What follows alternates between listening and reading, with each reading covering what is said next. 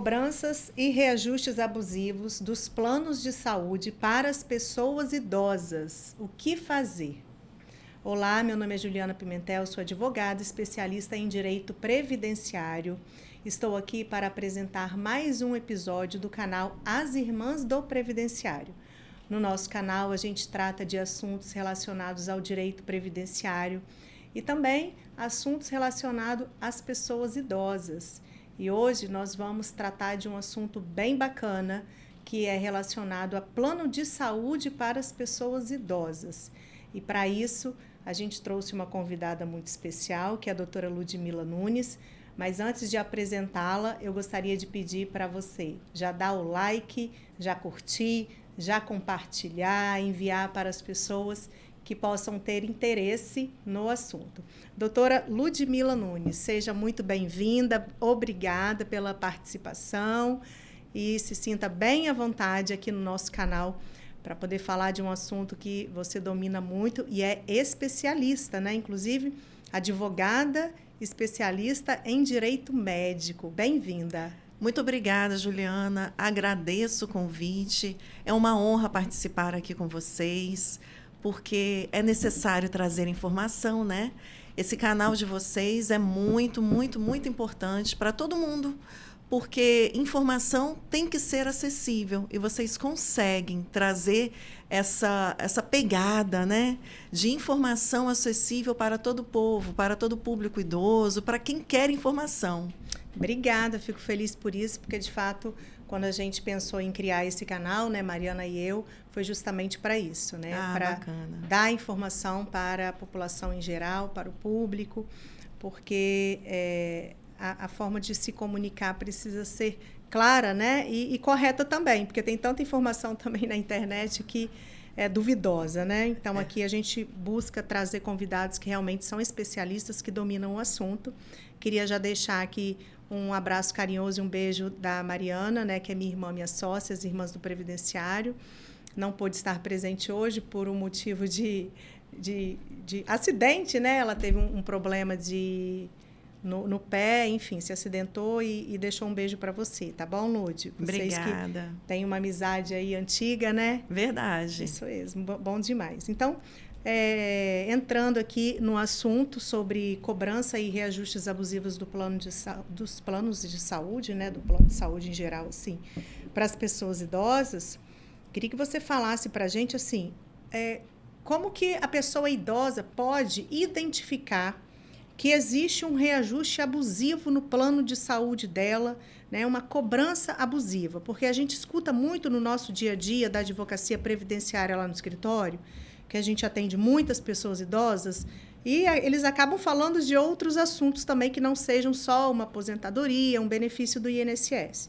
Então, eles falam para a gente, trazem nos atendimentos, por isso até é o motivo pelo qual nós te convidamos aqui, sobre a questão de reajuste. E eles apresentam, meu plano de saúde aumentou muito, não estou conseguindo pagar. E aí, como que essa pessoa idosa consegue identificar? Realmente, esse reajuste aqui está abusivo. Doutora Ludmila, por favor, responda para a gente. Então, isso é muito peculiar. Sabe por quê? Porque, às vezes, realmente acontece o reajuste, anualmente, né? Acontecem os reajustes dos planos. Mas as pessoas, elas se ligam ao que elas veem no noticiário. Porque, por vezes, aparece assim, a ANS aprova reajuste do plano em tantos %. Aí fala assim, mas caramba, o meu plano foi superior a isso. O meu plano do ano passado para esse ano, o reajuste foi superior a isso. Só que a gente precisa se atentar a um ponto, Juliana. O que diz como será o reajuste do plano é o contrato celebrado.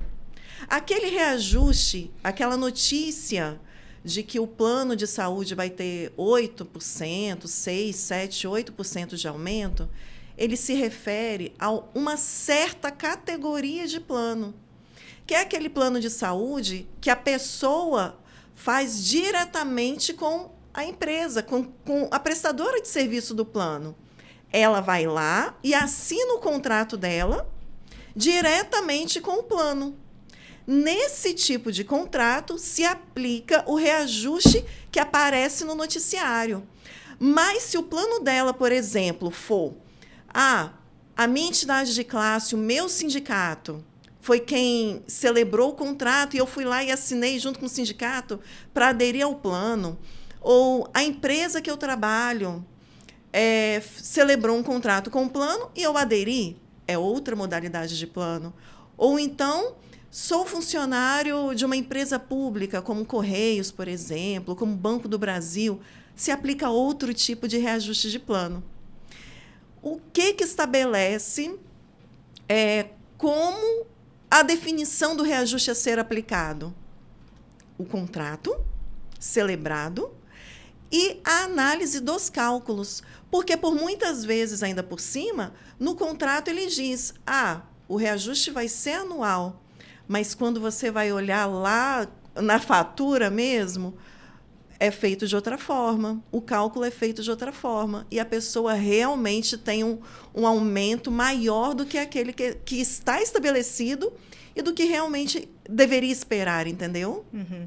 Então, para identificar um reajuste abusivo, né, o consumidor, no caso, deve ter a ajuda de um advogado, obviamente, para analisar o contrato e os cálculos apresentados desse reajuste, né? Exatamente. Ok. E assim, existe um limite para os reajustes dos planos de saúde para as pessoas idosas? Tem alguma legislação que protege esse reajuste excessivo, que não pode ter? Como que funciona isso?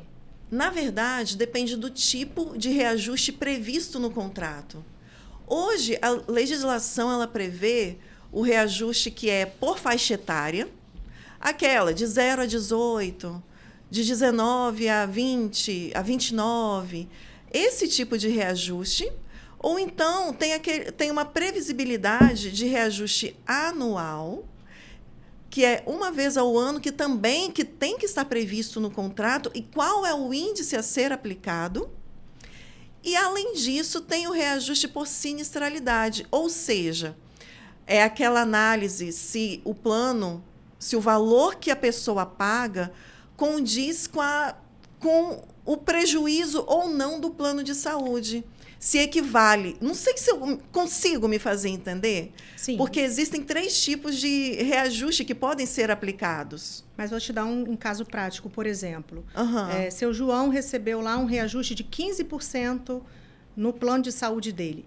É possível? Esses 15% pode ser considerado uma cláusula abusiva? Ou tem um limite de 5%, 8%? Não tem, porque depende do contrato. Mas se for um reajuste de 50%, por exemplo, pode ser discutido uma abusividade de cláusula? Sim, a partir do momento em que você analisa ano a ano. Como é que foi no decorrer desse contrato? Como que foi, como que ele se operou no decorrer daquele tempo em que a pessoa fez o contrato? Porque um reajuste, por exemplo, de 50% em um ano seria realmente abusivo. Abusivo, né? Normalmente, eles reajustam com qual percentual, doutora Ludmila, os planos de saúde? Hoje é usado como parâmetro o índice da ANS. Usado como parâmetro, mas não é o mesmo. E esse índice corresponde a quantos por cento? O do ano de 2024 foi em torno de 8,61%. O último. 8,61%. 8,61%. Foi geral esse reajuste, né? O índice previsto na ANS. Mas é como eu falei, depende do contrato. E a senhora? Da sinistralidade. Entendi. E do contrato em si. Tá. Trazendo aqui para um caso prático, já conduziu algum caso assim de alguma pessoa idosa que lhe apresentou de fato uma cobrança abusiva, Já. um reajuste abusivo de plano de saúde? Pode contar um pouquinho para a gente, por favor? Sim, era um contrato, inclusive, de pessoa idosa, que aconteceu, ele ficou a partir dos 59 anos, né? De idade. E aí operou-se um reajuste no percentual de 67%. Nossa, muito alto, né? Muito Imagina. alto. Aí o que eu digo, tem um detalhe aqui, Juliana, porque Muitas pessoas elas falam assim: poxa, não vou aguentar pagar meu plano de saúde, vou ter que interromper o contrato, vou ter que fazer o cancelamento. Calma. Procure um advogado especialista em direito da saúde. Por quê? Porque aquele aumento ali ele vai poder ser discutido a partir da análise do contrato e dos cálculos que aconteceram no decorrer do seu contrato. Além disso, um ponto aqui também que é muito interessante é que antes do contrato acontecer diretamente, de você receber o boleto, você tem que ser avisado com pelo menos um mês de antecedência. Tem que vir. Você tem que receber a notificação dizendo que vai acontecer o reajuste 30 dias antes dele efetivamente acontecer. E aí, nesse caso, dá para o advogado agir rapidamente? Por exemplo, ele recebeu aí um reajuste de 67% e não teria condições de pagar o próximo boleto. O que podemos fazer, né, a senhora como advogada, o que pode fazer na prática para resolver o problema desse cliente? A gente entra com a ação, demonstrando para o juiz que aquele valor foi excessivo, demonstrando através de cálculos, inclusive, e pedindo ao juiz que ele estabeleça aquele limite que, através do cálculo, foi encontrado como limite viável, como correto. Até que se discuta como que vai, se realmente é ou se não é, mas aí o juiz concedendo uma liminar, o que a gente chama de liminar, ele começa a pagar o valor que o juiz entender como correto. E que não foi aleatório, foi demonstrado através dos cálculos. Ótimo, muito bom. E aí, nesse caso, é possível, assim, se utilizar, né, no Código de Defesa do Consumidor, do Estatuto da Pessoa Idosa, Sim, como fundamentação, né? Com certeza. Porque o Estatuto da Pessoa Idosa e o Código da Pessoa Idosa e o Código de Defesa do Consumidor pode, assim, ajudar uma pessoa que está numa situação Com dessa. certeza. Até mesmo porque o que acontece? Em se tratando do Código, o Estatuto da Pessoa Idosa, ele trouxe reflexos, inclusive, como parâmetro na fixação de reajuste de plano de saúde. Então, é uma fundamentação, não deixa de ser uma fundamentação para estar procurando, buscando direito. Muito bom, né? O Estatuto da Pessoa Idosa, de fato, é uma legislação que as pessoas idosas, né, a família da pessoa idosa precisa conhecer, não apenas o advogado.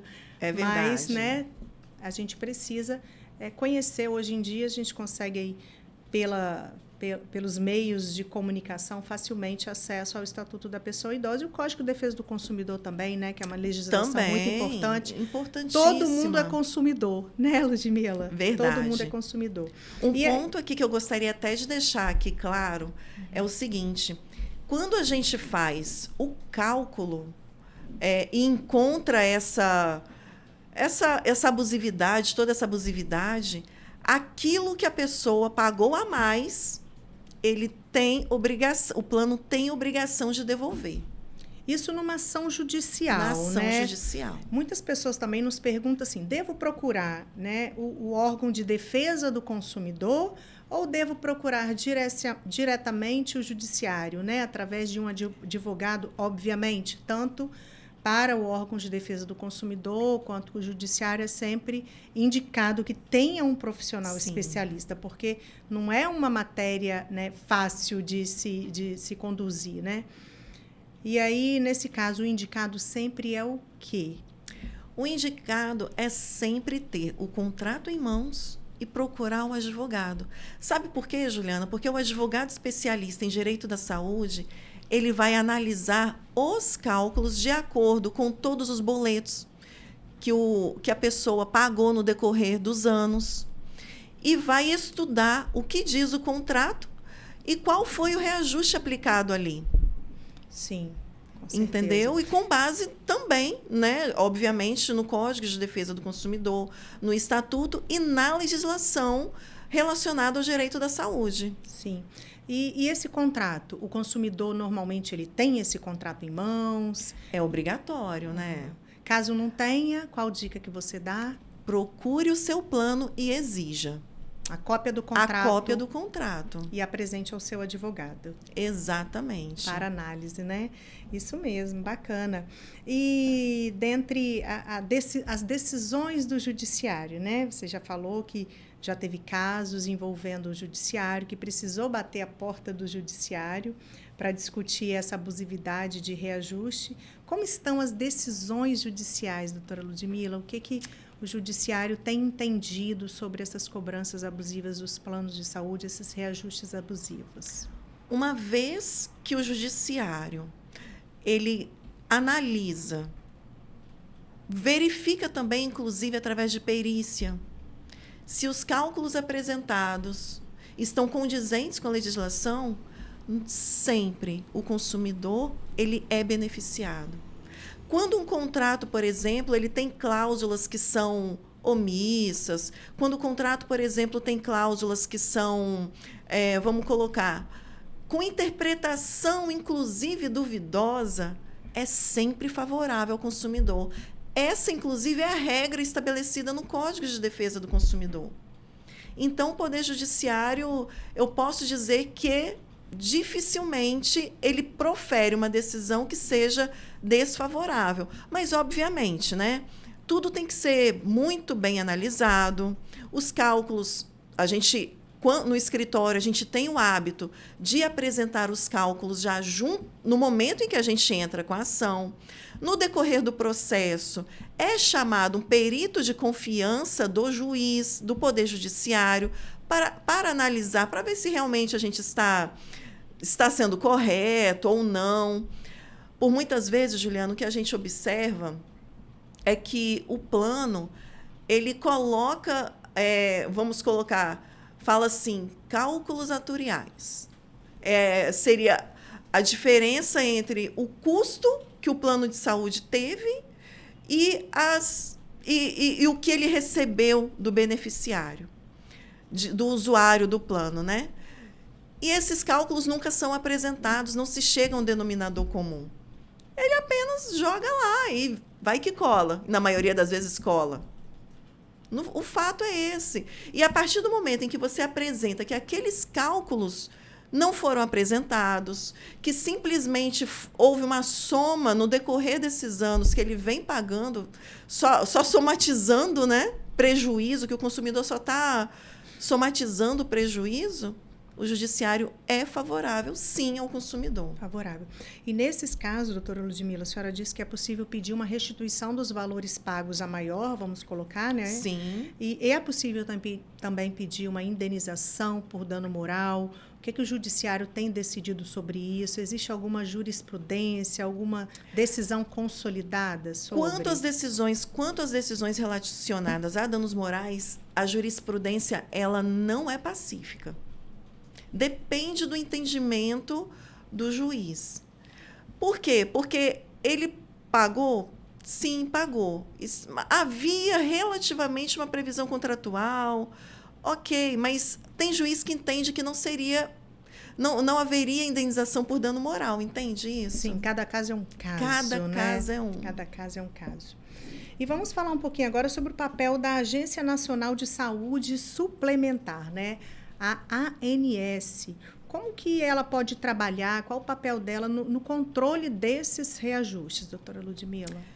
Então, a ANS, dependendo do tipo de contrato que foi celebrado, o plano de saúde ele é obrigado a apresentar o contrato, o reajuste para a ANS, e ela aprova ou não. Mas é um tipo de contrato. E nem sempre ela tem essa, vamos colocar assim, esse domínio sobre todos os contratos. Olhando assim com uma visão de cima, vamos colocar assim, né? Olhando por uma visão superior, ela deveria ter esse dever de fiscalizar. O dever de fiscalizar a ANS tem. Mas nem sempre ela exerce, né? Que pena, né? Na prática, então, não acontece essa fiscalização dessa abusividade de reajustes, de contratos. Inclusive, assim, a gente está falando sobre abusividade de reajustes, Mas sabemos que existem outras abusividades nos contratos também relacionados a planos de saúde, como, por exemplo, não cobertura de alguns tratamentos médicos, de alguns exames. Você pode citar alguns exemplos? Posso. Bom, por exemplo, temos uma coisa, um tipo de contrato que me chamou muita atenção recentemente foi um contrato em que o paciente que tinha uma cardiopatia grave e ele precisou de um stent, que é uma molinha para abrir artérias e tudo mais, para colocar no coração, né? E na hora de obter a autorização, o plano falou que ele não cobria. Nesse caso, e olha que era uma situação de emergência, né? Nós tivemos que entrar com a ação, pedindo urgência, para o paciente conseguir colocar o stent que ele tanto precisava. E aí você vê, né, que apesar do contrato falar, eu tenho a cobertura da especialidade de cardiologia, mas na hora que o paciente mais precisou, que estava infartando, não teve a cobertura do material para a cirurgia. E como é que você faz, Juliana, por exemplo, uma cirurgia sem o material que é necessário para que ela aconteça? É como se o plano estivesse falando assim, olha, Juliana, eu te forneço, você está autorizada a fazer a cirurgia, tá? Mas acontece o seguinte, que esse material aqui, por ele ser um pouco mais caro, eu não vou cobrir, não. Isso aqui você vai ter que pagar. E aí, como é que você faz a cirurgia? Ou seja, está permitindo e não permitindo ao mesmo tempo, né? E aí, nesse caso, ajuiza uma ação também. Ajuiza. Olha, você me fez recordar, na época que eu era estagiária, isso deve ter mais ou menos uns 20 anos atrás, eu estagiava no escritório de advocacia, você me fez recordar agora que eu ajudei a conduzir uma ação dessa. Gente, isso já faz 20 anos. E continua a mesma coisa. Exatamente, a situação não muda. Os planos de saúde desejam mesmo, então, serem acionados na justiça. Essa história de que plano de saúde não cobre, não faz cobertura de cirurgia cardíaca com a implantação de stent, é velha. É velha. É velha. Isso tem muitos anos. Que absurdo. Pois é. Você falando isso, olha o que me ocorreu. Eu também, minha atuação em direito da saúde começou quando eu era estagiária em um sindicato. E aí, nessa época, por exemplo, via muita gente. E lá tinha, por exemplo, o contrato firmado entre o sindicato e o plano de saúde. E as pessoas sindicalizadas eram os beneficiários. E ali começou a minha atuação no direito da saúde. Também tem um pouco mais de 20 anos, né? E também começou aí. Aí foram as questões relacionadas, tanto essas questões de negativa, é uma órtese, uma prótese, o beneficiário cai, e aí o médico fala assim, olha, esse material aqui é mais interessante para a sua cirurgia. E o plano de saúde nega. E no decorrer desse tempo todo também vieram as ações relacionadas a reajustes de contrato. Você vê que os anos passam, e os problemas continuam os mesmos. Né? Bom que tem advogado especialista no assunto para resolver essa situação, né? Doutora Ludmila, existe alguma medida preventiva que uma pessoa idosa pode tomar ao contratar um plano de saúde para evitar surpresas de reajustes? Ou ele está vulnerável àquele contrato ali e tem que assinar e depois tentar resolver? Então, hoje não, sempre foi assim, né? Os contratos, eles são de adesão. A pessoa não tem como discutir aquelas cláusulas que estão lá. Ou ele assina, ou não. O fato é que você assina um contrato de plano de saúde querendo não precisar dele, né? Mas o problema todo é que no momento em que você mais precisa, por vezes você tem a negativa. Que pena, né? Que pena. E aí, o que acontece? A gente não tem condição de fazer toda esse preventivo. Sim. No final das contas. porque os contratos são de adesão. É verdade. E isso, assim, é de uma forma geral, todos os planos de saúde, ou obviamente que a gente não vai fazer propaganda de plano de saúde aqui, né? Porque não estão patrocinando o nosso canal nem nosso episódio. Mas, assim, existe algum plano de saúde diferente do outro? É tudo igual? Tá todo mundo nesse risco? Tem uns que trazem um pouco menos de problema. Né? Mas tem uns que são bem difíceis de lidar, sabe? Tem uns que são bem difíceis, que trazem muito problema. Né, assim, vou pedir licença, eu não sou especialista no assunto, mas para dar uma dica, de repente, você consumidor, é importante até buscar a orientação de um advogado especialista em direito médico antes de fazer a contratação de um plano de saúde. Porque a doutora Ludmila, por exemplo, tem a lista negra, que pode dar uma boa dica, né, para um possível cliente.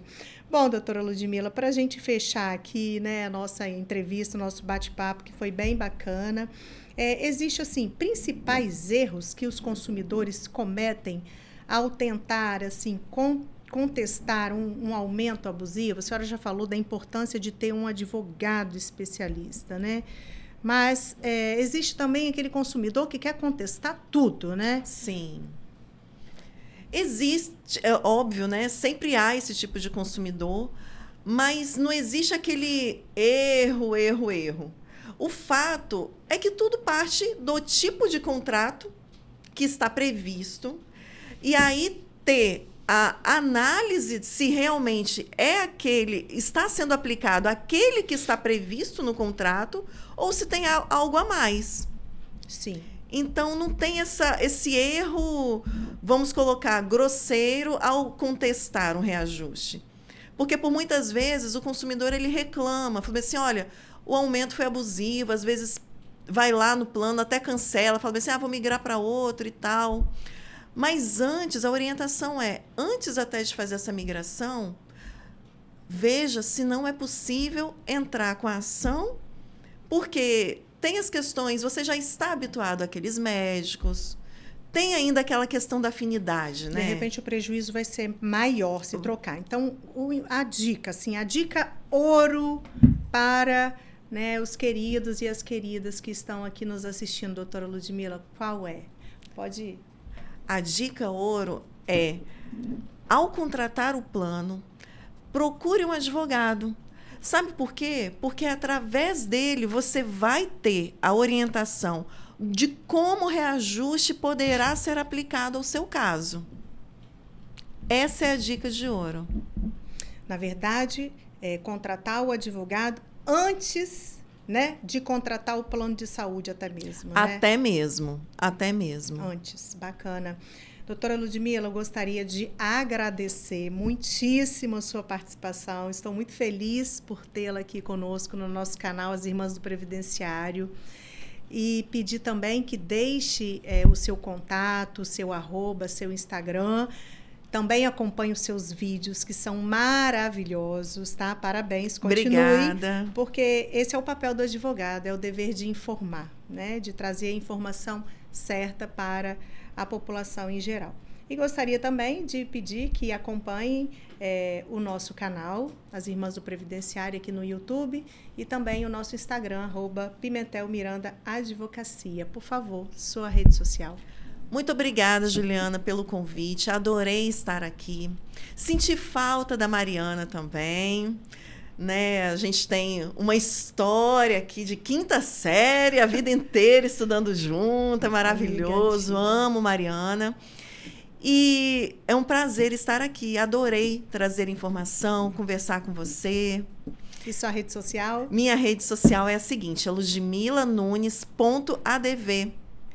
Ludmila, L-U-D... D-M-Y-L-A.